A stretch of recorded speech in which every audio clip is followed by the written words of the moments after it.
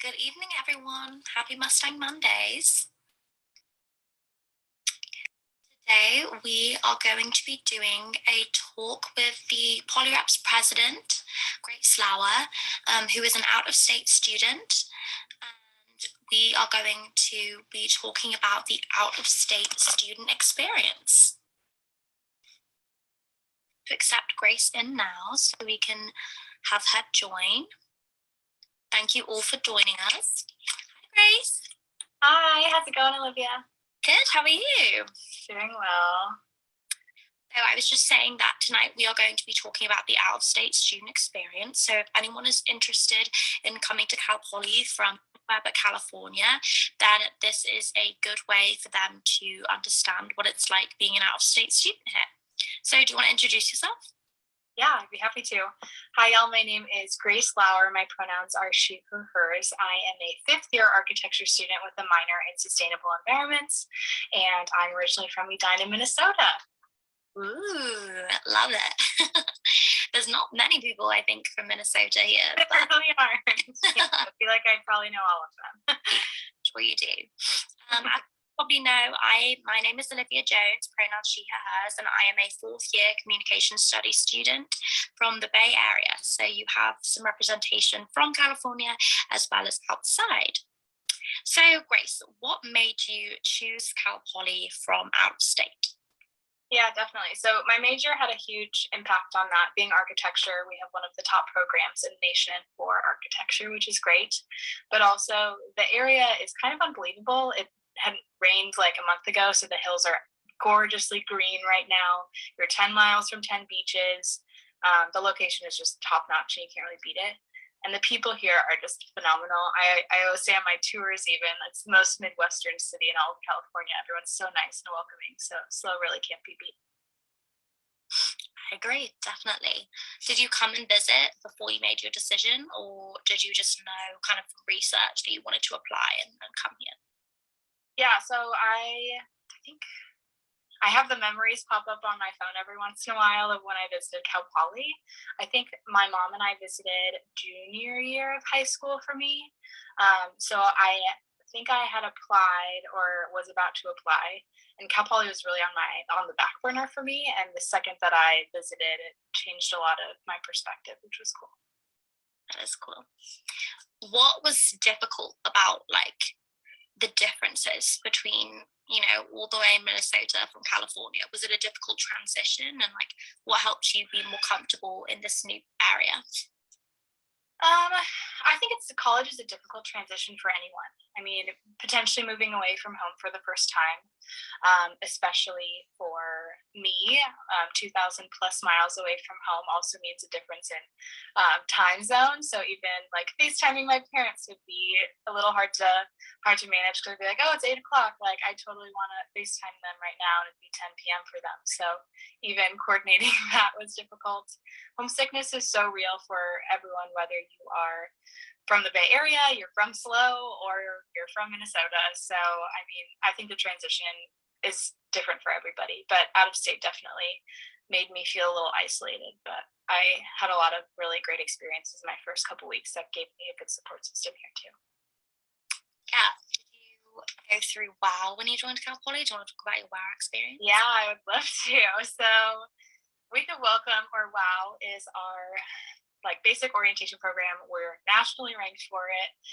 It is a week and a half right before school starts, and you have two WOW leaders, which are upperclassmen.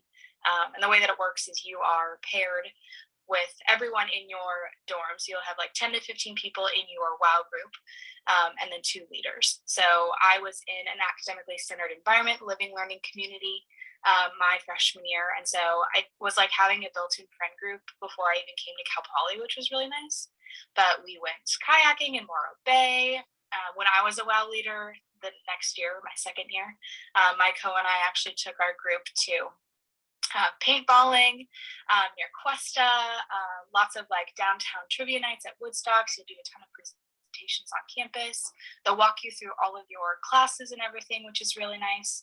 So you really have a good connection to not only Cal Poly, but also San Luis Obispo. You really get to understand where you are, which is cool. Yeah, I think WOW definitely is a great way to make the transition easier for anyone, whether you're from California or close by, or if you're from really far away, to make those connections straight away and have people that you can rely on definitely helps with the homesickness. Yeah, and with those upperclassmen leaders that you have, like one of mine, Megan, actually became my big in my sorority. We got really close. She would take me up to the Bay Area for long weekends. She'd drive me to the airport, get me groceries, like just really was a good connector for me, which was really nice.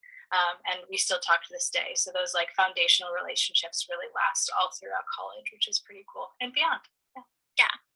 And I think, like you said, the transition's different for everyone. I mean, I was luckily, I obviously talked to my parents a good amount, but I found that good balance of, being present at Cal Poly and kind of trying to throw myself into all of these things. And as we both know, one really good way to do that is just to get involved straight away. So I joined a sorority. I was part of the honors program. I met friends through my classes, and then my second year, I obviously joined polyreps. So just kind of making sure that you don't, have. It's not like you don't want to have free time on your hands, but that's sometimes when you keep yourself isolated in your room, that's when you can feel the kind of loneliness for sure.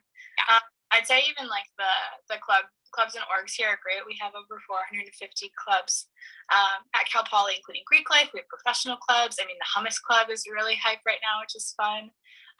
And during that orientation week that I talked about, they actually have a club showcase where all of the clubs have like a pop-up booth to talk about their clubs. They'll have sign-up sheets, sometimes free swag, which is really nice. I think I signed up for like 30 clubs during that first week of WOW, and then it just turned into weeding down what I actually wanted to be involved in, and now I'm involved in like 2 to 3 clubs, which is pretty average for every Cal Poly student too. So great way to get involved too. Yeah, I agree. So we have a couple questions. First one asks, is it true that you guys have a racing team? I'm wanting to join Cal Poly due to their automotive engineering. Oh, yeah, absolutely. So that's one of the clubs that we have here at Cal Poly called Cal Poly Racing. We have this building called Bonderson in the engineering department, and it's an entire building of labs that aren't classrooms. So Cal Poly Racing, Cal Poly Robotics. I think we have our Innovation Sandbox, which is our AI and 3D printing lab for engineers, which is really cool. And I think the Society of Women Engineers is also in there. So, I mean, you don't not only have the club, but you also have the space to work on those things. So definitely check it out. You can probably look up Cal Poly Racing. We have Cal Poly Now, which is our like clubs and orgs directory, and you can probably even contact their current exec members or anything like that to ask them any questions about it. Yeah, it's really cool. They compete in competitions, all across, I think, the nation, building these cars, and then you can be, I guess, a racer or part of the engineering team. So definitely a cool kind of club to get involved in. Absolutely. So I think our largest clubs are like entrepreneurship and the hammocking club or something like that. So some are major based, some aren't. So you can get involved in basically anything. Right. Any advice for incoming high unit transfer applicants to have applications stick out? Would love to be a Mustang. I can kind of answer this if you want. Yeah, that'd be great. It's very numbers based, so you won't be doing a written application or an essay portion, which is a relief in some ways because you don't have to dedicate your time to writing a personal statement, but it does mean that they will focus on your GPA and the coursework that you've taken. We have been test blind for the past couple of years due to COVID, so we haven't been taking into account SAT or ACT scores, but they do look at, whether you've had any relevant work experience or leadership experience in high school or community college, and they'll take all those things into account. You're also only applying against the people that are also applying to your major. So for example, I was only applying against other people that wanted to be communications majors. So that's kind of good in the sense that your greatest competition is the people that, have done the same, are interested in the same things that you are. So not necessarily a super easy way to stick out, but I think just, staying dedicated to your classes and making sure that you get everything inputted on time and that everything's correct on your application. Yeah, so I actually work for admissions right now, specifically for inputting transfer data. It's a lot of like corresponding courses. If you go to the specific coursework that you're looking for, say your architecture. Architecture is one of the majors that you'll need to have a portfolio in. So you'll also have that to kind of put your foot up if you're a transfer student. But you also have desired and required classes. Obviously, required classes are definitely the bare minimum that we want you to have. But if you have the maxed out desired courses, you're also going to have a little bit of an advantage there as well. Right. Questions. When do admissions come out? So I guess when do decisions come out? I think that anywhere between March and April. We usually say by the end of April, I think. Yeah. Just for this upcoming year. Let me look. I have this written down so I can give you definitely answer. You have to make your decision by March 1st. May 1st. May 1st. Yeah. I get confused. Yeah, that's the like national decision day, I'm pretty sure.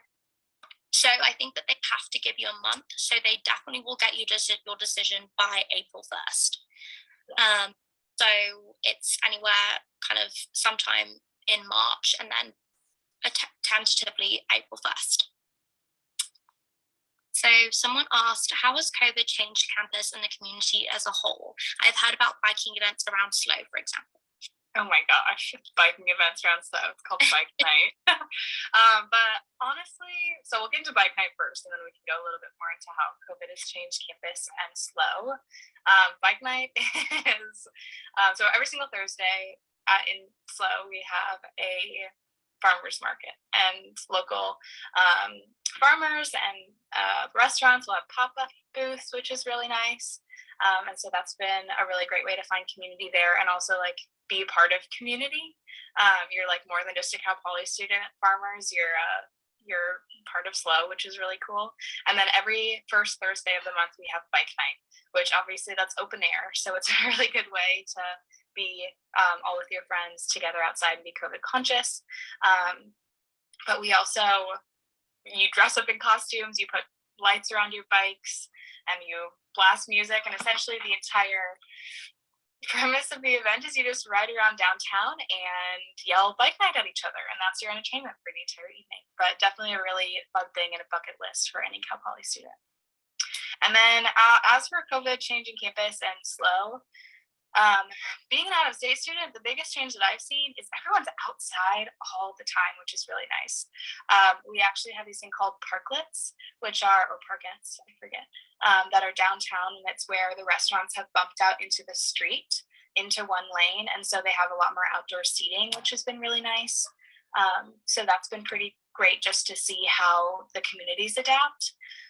But we've also have our own on-campus COVID screening, which is great. We have a really high percentage of students who are fully vaccinated, but we also, for those who are unable or aren't fully vaccinated, you get tested 2 to 3 times a week through Cal Poly, so it's really quick turnover for response time, and we have pretty low rates, which is pretty cool.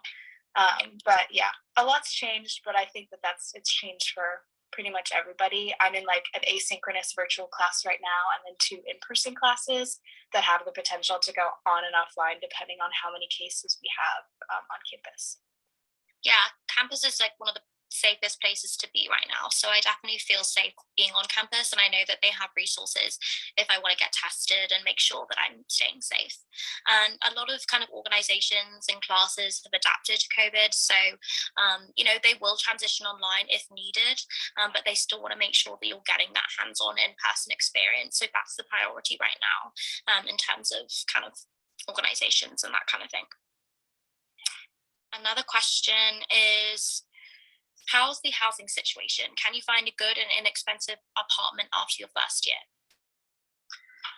So we have like 2 types of second year and upperclassmen housing. So we have on campus, which we do have some programs who are required to live on campus campus their second year as well. And those are going to be the College of Architecture and Environmental Design, the College of Agriculture, Food and Environmental Sciences, and the College of Engineering, as well as Cal Poly scholars and athletes. So we're like slowly transitioning to having most of our students live on campus. But I've lived off campus in my 4 years past freshman year. And honestly, it's been really easy to find a group. And then it just depends on your price range, on what you want to get out of your housing situation. Like I live like a 10-minute drive from campus, so my rent's probably a little lower than average. But if you're willing to share a room with someone, that can definitely bring your costs down. And if you're like willing to live closer to campus, it might be a little bit more expensive. So it really just depends on what you're looking for too. Yeah, I think obviously living on campus for more than 1 year is a good option, but there's also tons of apartment communities that are very common for students to live in. For example, I lived in Mustang Village, which was like a 10-minute walk to campus, if that. And that was a really great option. So you can use Facebook pages, connect with people in your dorms that you potentially want to live with. So as long as you stay on top of things, you should be able to find somewhere. And depending on your budget, it'll be closer, further away from campus, or sharing a room or having a room. Yeah, absolutely. How can I sign up for a campus tour? It's a great question and perfect for us being tour guides. Great to explain. Yeah, so if you just go to, I think it's Cal Poly/visit, I'm pretty sure you can schedule either virtual, you can do a self-guided, or you can have an in-person tour guide as well. Olivia and I are both tour guides on campus. We're called polyreps. And then we also have our college ambassadors, which every single college has a group of students who are specifically in those colleges with those majors. So there's a College of Architecture and Environmental Design group, and they give tours specifically for that college if you already know what major you want to be in, which is really great. So any and all of those tours are awesome options. Yeah, so Cal Poly, just look up visiting Cal Poly and they'll show you a page, and then you'll be able to sign up through there. We have a lot coming up, so definitely sign up if you want to come see campus. Let's see if there's any others. If I'm applying to the construction management major, a portfolio is required, recommended, or unnecessary? So the only additional and supplemental requirements we have for specific majors will be art and design and music for first-time freshmen. And then for transfer students, it would also be art and design, music, and architecture that would have portfolios or auditions. So if you are first-time freshman and construction management, or transfer and construction management, you do not have to add anything else to your application. We also have the question, if denied an application, I read online about petitioning denial. Could you mention more about that? So I think they're asking if you don't get accepted, then you can petition to get your application revisited. I honestly don't know the answer to this question. I would actually email Cal Poly or admissions@calpoly.edu with that specific question. Yeah. It also depends on the major, I believe. Yeah, you also can DM this Instagram account and they'll connect you with someone that can give you a better answer to that question. It's more kind of admissions related. What percentage of transfer students get accepted to Cal Poly? This is also a great question for admissions specifically. I don't know the specific percentage, but there's also lots of kind of data and facts online. So you can look, and like we said, it's college and major dependent. So it kind of depends what major or college you're applying to. The acceptance rates differ kind of depending on that. Yeah, you can actually look up the transfer student profile at Cal Poly, and it'll break it down per college. It'll have GPA, admittance rate, overall, and then per college. Like, for example, architecture is the GPA is 3.2 to 3.72, and the admittance rate is 13.8%. So you can break it down depending on what major you are looking for. I also think that we have a first-time student profile as well, if any first-time freshmen are looking at that too. Someone asked, how is the diversity at Cal Poly? It's definitely something that is not the greatest. I also say this with the frame of mind that I'm coming from a very white state. So coming to Cal Poly, I definitely had a different perspective than a lot of my peers who are from California. I think I had 12% BIPOC people at my high school, and then coming to Cal Poly, I think it's 40%, something a little less than that. So it's not as representative of what California actually looks like. But reaching out to students, we have this really great program that happens in the springtime right before May 1st, where students can actually come to Cal Poly and stay with multicultural and BIPOC students to specifically see how the diversity is on campus before they click that accept button or decide to go elsewhere. But we also have a lot of really great resources for underrepresented communities at Cal Poly. As a white woman, I definitely reach out to students who are of a minority at Cal Poly. They definitely will have a better representation for you. I'd say the Multicultural Center is great. If you're an international student, absolutely reach out to them. We also have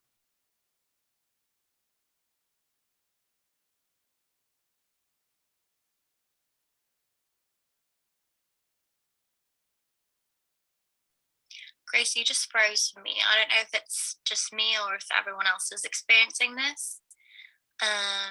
So I'll just kind of finish up what you were talking about. So obviously diversity at Cal Poly is an issue, and one that, you know, we like to address on our tours and address in general. So she just requested to join again. So I'll add her back in. Yeah, I came from a pretty diverse from California. Hi, welcome back, Grace. Hi, sorry, I don't know what happened. No worries. So it was kind of a shock to me coming to Cal Poly because it definitely wasn't as diverse as my high school. So I can't say that it won't be a shock being a minority student or even being a white student, depending on where you came from, just to see the different demographics. But like Grace said, we do have a lot of resources here, and I know that they are focusing on this issue and trying to educate people and grow resources so that minority students do feel safer on this campus. We also have a lot of resource guides through our admissions for Latinx students and anyone who is LGBTQ plus or part of the Pride community. Or I know we have a women's resource guide as well. So if you just look up Latinx students resource guide, you should be able to get real life stories from not only students but also faculty members who belong within those identities. So it might give you a better reference of what you're gonna see at Cal Poly. Yeah, we also have another Instagram live on the admissions page with a representative from the Student Diversity and Belonging Centres. So they discuss that in more detail there if you want to see a more in-depth kind of account of what it's like. Not seeing any more questions as of right now. How has being out of state how have you managed it with finances? And, you know, obviously out of state tuition is higher than in-state tuition, you know, traveling, flying costs and that kind of thing. Have you struggled to manage that, or have you used any resources that have helped you with that? Yes and no. As an out-of-state student, it's kind of something that you forget about. Yes, you're oh, I'll have to travel back and forth, but it also depends on where you want to fly out of. I have a lot of friends in the Bay Area. My friend Emily's from Berkeley. She's definitely dropped me off at SFO, but I really like to fly out of the San Luis Obispo airport if I can. Just makes my life a lot easier. So I think travel will really depend on how far you're willing to go. Some great pages to follow actually would be the Cal Poly Rideshare Facebook page. Try and join that. Especially if you're coming to Cal Poly, students not only just out of state but in state will be hey, I'm going to Burbank. I'm driving there on Tuesday and I need gas money. If you need a ride, let me know. You can also request rides as well. So I drive a scooter around San Luis Obispo, so it's really hard for me to drive all the way up to the Bay Area to fly out of that. But Amtrak is also a really great way to get to some of those larger cities if you don't want to use the regional airport. But definitely take into account finances if you can. Sorry, my roommates. But it's or you can also buddy up with people too. My roommate Cami is from Colorado, and so we've had a couple of flights from San Luis Obispo to Colorado together, which has been fun. But definitely relying on your in-state friends for rides to the airport is definitely necessary. And then our regional airport's actually really great. I really like it. They have a cute little coffee shop. It's newly renovated. It's really nice. But they fly to Texas. I think it's Dallas, Fort Worth, Denver, Seattle, obviously LA and San Francisco, Phoenix, and I think that's it. But it's pretty small. Yeah, that's a great answer. Was it difficult? Like, I can imagine California is probably more expensive just in general life than Minnesota. Yeah. To like transition to. Yeah, absolutely. Just be prepared to have a higher cost of living out here. You also pay per unit as an out-of-state student. So say you're in 12 units instead of 16, like that actually will make a really big difference. So if you can spread it out as much as you can, the financial aid office is also phenomenal. So if you are concerned about finances or anything like that, feel free to reach out to them. But so definitely just keep that in mind. But yeah, higher cost of living for sure. But I feel like that's just California in general. Kind of understand that. Yeah. Someone asked, if you were on a self-guided tour, are you able to tour the inside of the buildings? So I don't know the exact answer to this question. If you're inside anywhere within San Luis Obispo, you do have to wear a mask. We do have a mask mandate. But especially on campus, because so many of our classes are hybrid, sometimes it's hard to be like, oh yeah, like go in and check out this lab. Because like it might not even be in there. But if you are able to come on campus, definitely walk around, and then email admissions if you have any questions about that. Yes. So self-guided versus guided. On guided tours, we will go into maybe a couple of buildings, but just due to time constraints and respecting people in classrooms, we generally don't go inside a lot of them. So if you're on a self-guided tour, it's kind of up to you where you go on campus. So if places are open and you're able to look around, then I definitely recommend doing that if you want to see what classes are like, or if you're interested in seeing a specific area based on your major. So yeah, that's kind of up to you as long as you obey COVID rules and that kind of thing. I'm also pretty biased, but our guided tours are pretty great. Just getting a person-to-person, student-based perspective. So it's really up to you. Again, someone asked, what is the earliest we can receive a decision? So all applicants will be notified of their admission by April 1st or on April 1st. So April 1st would be the last that you would hear your admission decision by.